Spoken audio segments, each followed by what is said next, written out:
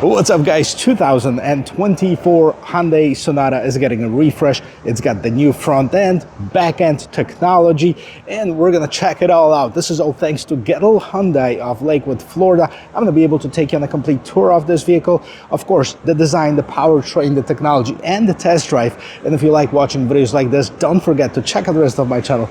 Consider subscribing, hit that like button, make sure you leave me a comment. Now let's get back to this.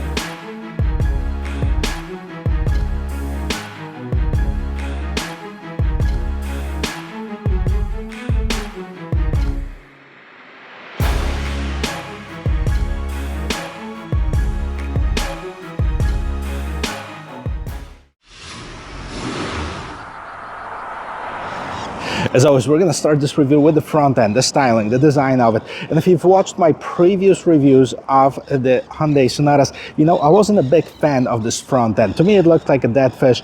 Not my styling, but I was just talking to a salesperson here at Gettle Hyundai, and she told me that she wishes that the design was actually kept from the previous generation and the technology from the new one. So as many people, as many opinions, let me know what you think about it. But let's take a look and see what's changed. First of all, I like the hood. The hood is nice and long. It has this very slight bulge in the middle here, huge Hyundai logo, and of course one of the things that you notice right away is this huge LED light strip.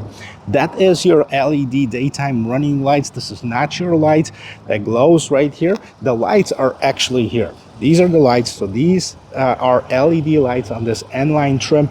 Right here are your turn signals. You have some open spaces for better aerodynamics, creating those air curtains, better airflow. Right here you have the surroundings of the lights in this satin gray color, really nice. If you like the color of this vehicle, they call it Portofino gray. And overall, here is nice and aggressive design. You have the N-Line here on the side, a little bit of this polished aluminum trim. And if you're wondering what powers up this thing, we'll stick around. Let's find out. Here it is. Underneath the hood, you'll find a 2.5 liter four-cylinder turbocharged engine producing 290 horsepower and 311 foot-pounds of torque. So it's the same engine as we've seen in the last year N-Line Sonata. I like how it's propped up by the two hood struts. It has a little bit of a heat shield over here and the sound insulation. And by the way, it is mated to an 8-speed dual-clutch automatic transmission. Check it out, guys. There are a few changes right on the side of this vehicle. Overall, the shape remains the same. It still has this nice and athletic stance of it, but like for example this turn signal right here, we didn't see it on the last year model, and I really like it. N-Line trim piece over here incorporating the turn signal. You can also see the one in the front from the side as well. As far as the wheel and tires, 19-inch rims, two-color, two-tone wheels. They're not shiny, they're satin finish, really nice. 245 by 40s the tire size. Everything around the windows is blacked out. That includes the mirror as well. You have the blind spot assist inside of the mirror. The vehicle is equipped with the keyless entry. You can lock it, unlock it as long as the key is somewhere on you, as long as you get closer to the vehicle and put your hand inside of this door handle or get close to the outside. Now, it's got more aggressive side skirt down here at the bottom because it is more sportier, and there's some pretty cool changes in the back. Let's check it out. Okay, so as you can see right in the back, the light resembled the letter H. That's for Hyundai, of course. And here is your brake light. And I'm going to put it in reverse, kind of to demonstrate you where the reverse lights are. And this is it. Put it back in park, and let's see the turn signal. So this is how the lights look on this vehicle. And in addition to the lights, you have this nicely incorporated in the trunk rear spoiler. Now on the sides here, you have a little bit of this air diffuser, nicely sloped glass shark fin antenna. And if we're talking about the diffuser, look at the design of this rear bumper right here. The diffuser in the middle, those two dual exhausts on the side, and the rear bumper, this is all this satin black, and right here you have this polished aluminum trim, reflector lights, overall a cool looking vehicle. Let's see if we have any room in the trunk. And here's the key that you'll get. So this is the new generation Hyundai key. Now it does not have a trunk release on it. You only have the lock, unlock, hold for remote start and hold for the panic button. It's kind of this egg-shaped key. Oh wait, this is your trunk button right here. Let's see if we can open it up. There you go. And this is how much room we'll have. So nice deep trunk space. The seats fold down. As you can see, you have the 60-40 split, and you can do them from the inside. Actually, you can release them, but they're not spring-loaded or anything like this. So you actually have to push them from the inside, or maybe from the inside of the trunk. So you have this first aid kit, some mats, and then let's see if there's a spare tire. Nope, no spare tire on this one.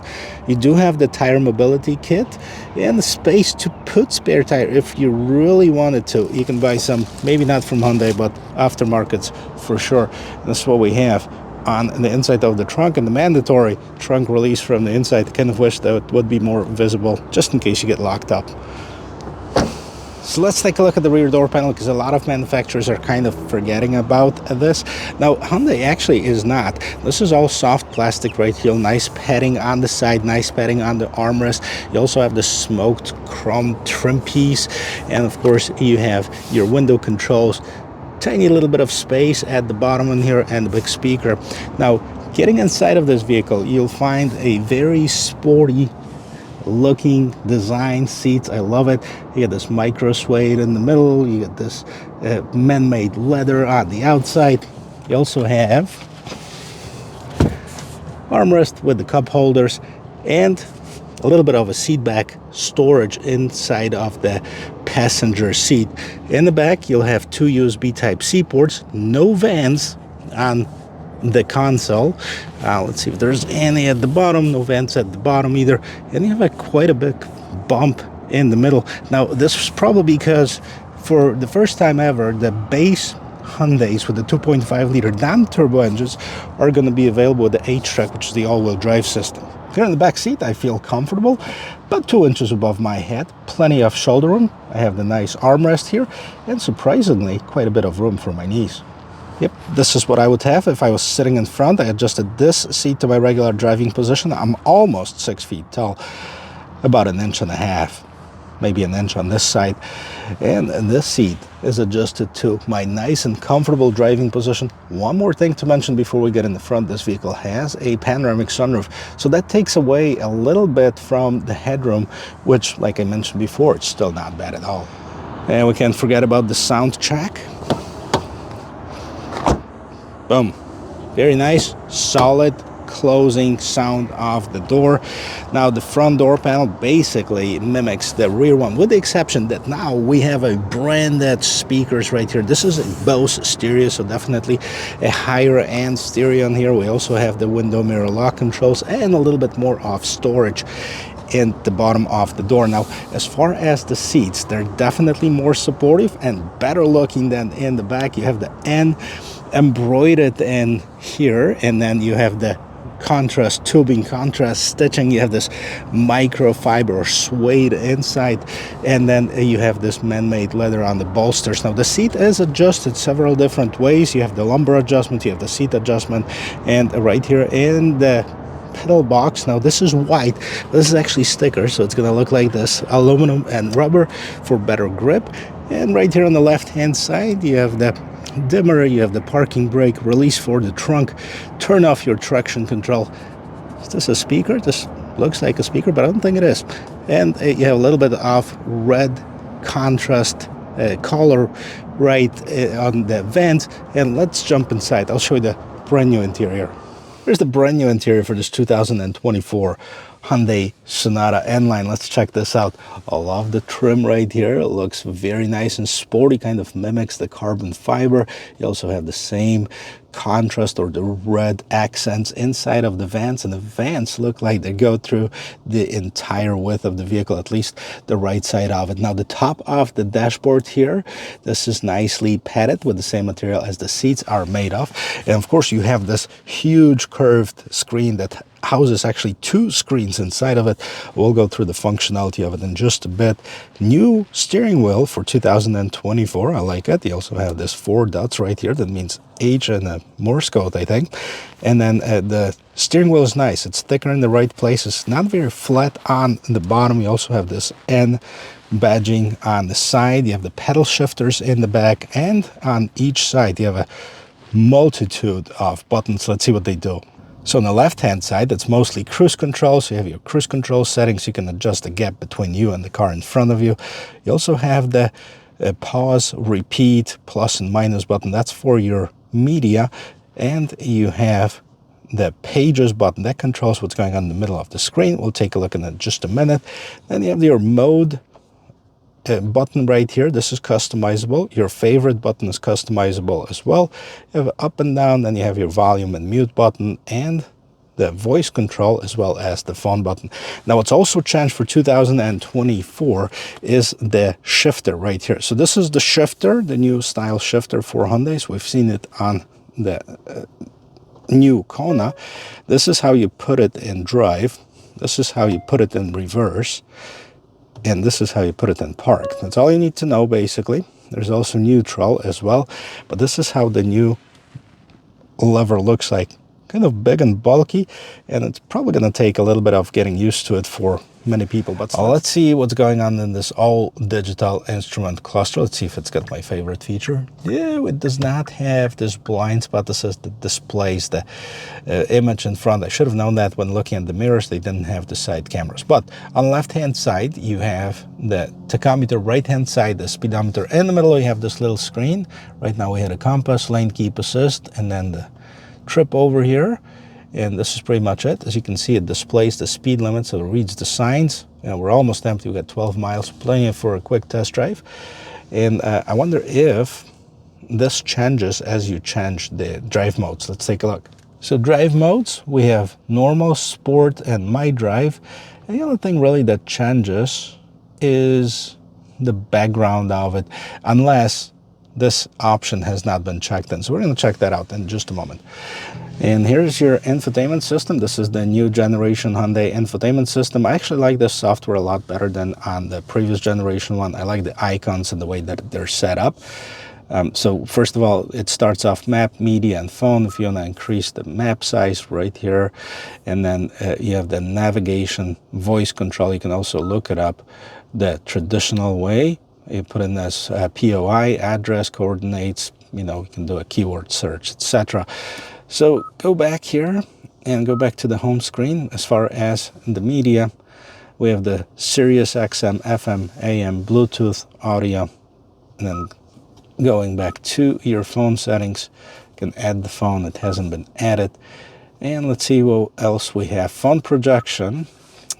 So yes, please connect the phone that supports Android Auto, Apple CarPlay via a USB cable, or turn on Bluetooth and Wi-Fi from your phone and select the device from the list. So finally we have it: wireless Apple CarPlay and Android Auto, voice memo, weather, valet mode, Hyundai Pay. Oh, that's new. Oh, you need to subscribe to it, but I guess you can buy stuff with your vehicle. Vehicle diagnostic, maintenance, notification, online manual. But I want to go to setup and see if the screen, if the display is connected to the drive modes. Well, this is not the right screen, but the camera settings, blue light filter. This is as far as the display settings. We'll go back here and let's see the screen layout. This is for your cluster theme selection. Now we're going to link it to the drive mode. There you go. That's why it wasn't showing me up. But let's see now. Let's see if there's a difference here. Sport. There you go. Just a little bit more aggressive. And then we have my drive. Nothing here. And normal. So not a huge changes, but there are a few. Right here we have style A, B, and C. Or right now I linked it to the drive mode screensaver. You can use it as clock, split screen, so you can see what's going on the right hand side of the screen. Right now everything is selected, weather, compass, or clock. And let's go back to the main setup screen, your cluster, data network, general, voice recognition. This is it. Lots of customization here, but as we scroll down here, first of all, you have the start stop button and some shortcuts. This is really important because a lot of people don't like to look for it on the screen. So you have your home, map, search, media, seek, track, custom button, setup button, and then you also have your volume knob and the power button. And here's your screen for your climate control. So you have the dual zone climate control. Okay, this is all nice touch screen. Okay, you have the heated seats, no ventilated seats in this model, and then you have some shortcuts in here. So here's your power station right here. This USB port can either be used for charging or charging and data. This is for charging only. Wireless charging right here, and push this and it reveals the regular 12-volt power adapter. This is where I changed the drive modes, auto hold. And here's your parking assist. Check surroundings for your safety. This is how the rear view camera looks like. By the way, let's put it in reverse. So you have the active trajectory lines. And you have few camera views, top down, wide angle, and regular narrow angle. This is what you have. Decent size screen on the camera. Kind of always wish that it was bigger and more vivid, more bright, but not bad. Push it in park so we don't roll. Now we have the big cup holders. This is probably for your phone. You can set it here. Nicely padded armrest. And of course, more storage. Very deep storage here. So you can put plenty of stuff. Up on top, you have the regular mirror. Here's your panoramic sunroof. The rear panel. This is stationary, and then you can let some air and light in here, opening this front portion. You have your BlueLink, SOS, light controls, and you have your mirrors here. How you guys doing? You can turn on the illumination separately.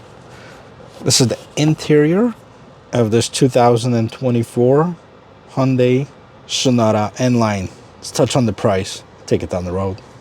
Well guys, before I take it for a spin, let's touch on the pricing of this vehicle. I found the pricing on Hyundai's press release website because it's not available on the Hyundai's regular website at the time of this filming. So first of all, the trims change up a little bit. No longer there's an SE trim. It starts with the SEL, and that starts at $27,500. If you opt in for an all-wheel drive, $29,000. $30,550 if you go for the SEL convenience, and then the N-Line, which I'm sitting in right now, $34,950 plus destination, of course. This one's just over $36,000, so I'm going to list everything what this has.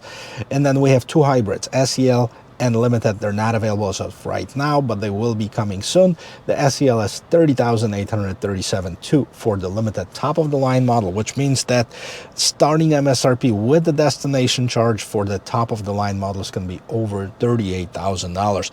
Wow. So where the times go with the vehicles were under 30, now under 40 is, I guess, a new low for the vehicles. Now we got done with the pricing.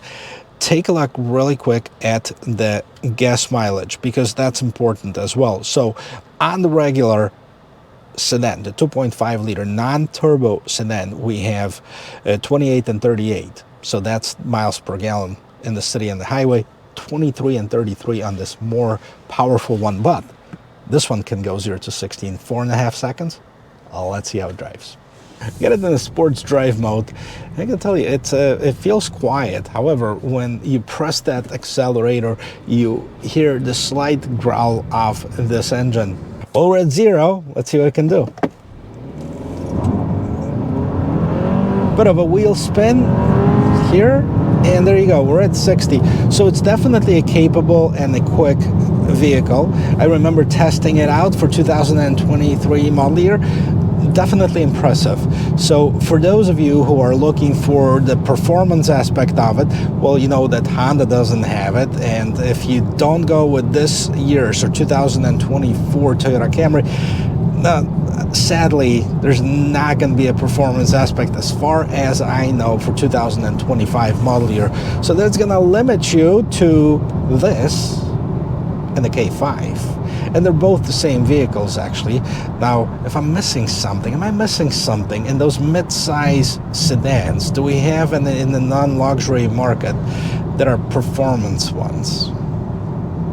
Well, technically, yes. And that's a vehicle that I haven't talked much about it, but that's a Nissan Altima with that variable compression turbo engine. Well, I haven't tested that one yet, but hopefully soon. So we're going to check this out. Toyota doesn't have it, or will not have it anymore. Honda does not have it. Mazda does not have a sedan, or other than the 3, but that's a lower category. That's a smaller, that's a compact one. So that's pretty much it. I like it. I like the look of this vehicle better than I did the previous generation one. I think that refresh gave it a completely new, fresh face, which to me, that looks better than the previous generation. But let me know what you think about this styling. And the interior. The one thing that I would probably like to go back to the previous one is the shifter. But I guess, you know, that frees up some space right here in the console. And once you get used to it, you should be okay. And yes, like this, that it can do this. And at $36,000 comparably, it's not a bad price either. With that said, I would like to see this blind spot assist feature that we've seen on some of the higher trim levels. I believe that Limited's going to have it with the side cameras that display in the screen. That would be nice. We have the wireless Android Auto, Apple CarPlay, which I've been complaining on Hyundai for a while, so that's a huge plus. The cabin is nice and quiet. Yes, we're on this kind of bad road in here, so that transfers a little bit of that tire noise, but previously I could barely hear that. The engine noise, yes, it is the performance vehicle, so you can hear a little bit of that, but definitely not bad at all. So if you're looking for a performance vehicle, let me know what you think about this one. I like it.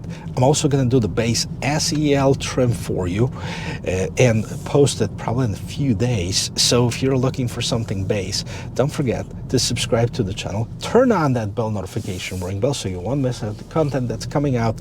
I'll see you in my next video. Cheers.